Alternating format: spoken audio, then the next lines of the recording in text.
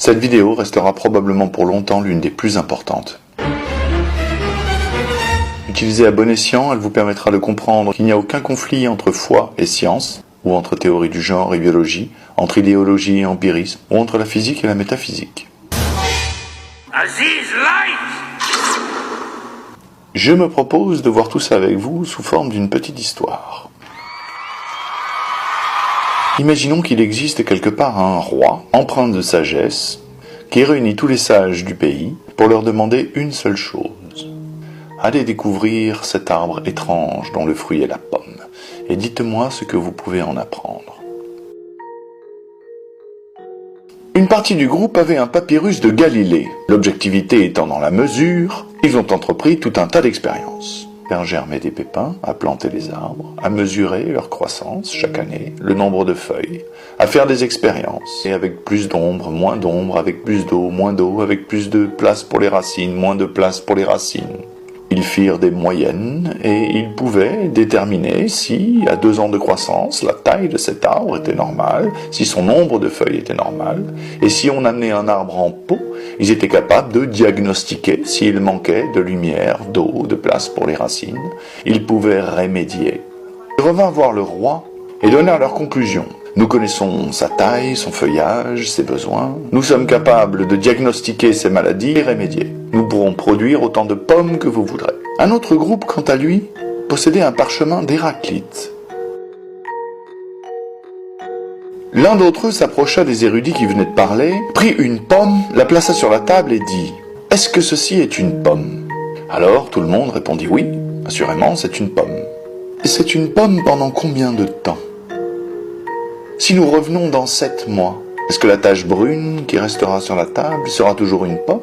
Non, répondit l'assistance.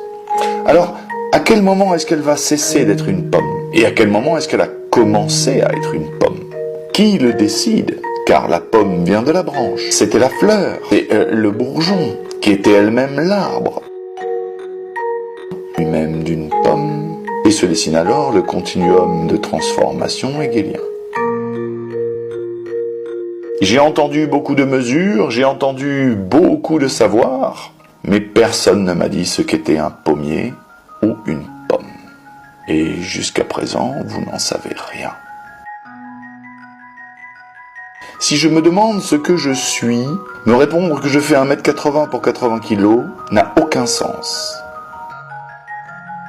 A l'inverse, si j'ai besoin d'une opération chirurgicale, que je me sente un homme ou une femme n'a aucune importance.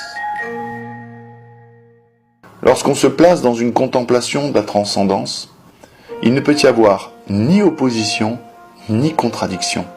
Ce sont les deux aspects d'une même vérité. Et si vous êtes bien dans cette vérité, alors que vous soyez dans un chemin ou dans l'autre, cela ne change pas votre point de vue. Voilà pourquoi je suis à l'aise de parler de science ou de théologie. Je vous l'avais dit, je suis un samir. Je me balade de tribu en tribu et j'apporte des choses intéressantes à dire. Et je parle les 2 langues. Mais alors, demanda le roi, qu'avez-vous à nous dire sur ce que vous avez découvert ? Alors un sage s'avança et dit, personne ne pourra jamais déterminer ainsi ce qu'est un pommier, ni où il commence, ni où il finit. Cependant, il faut travailler par l'absence. Car j'ai le même problème avec un abricotier. Je ne sais pas non plus où il commence et où il finit.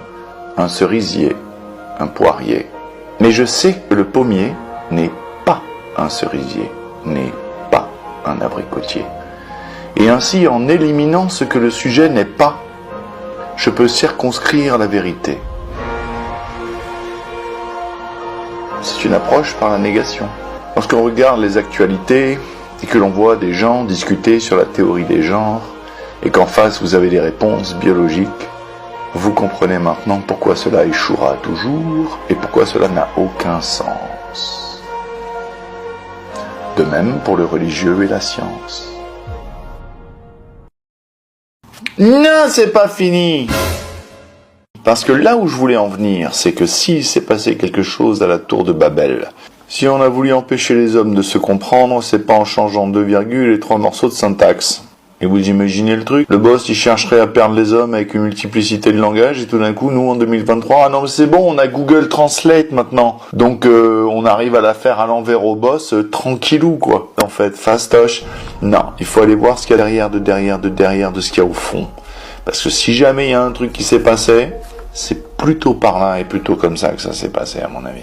De toute façon, ça nous permet d'ouvrir une petite porte pour commencer à comprendre ce qui va être le logos chez les Grecs.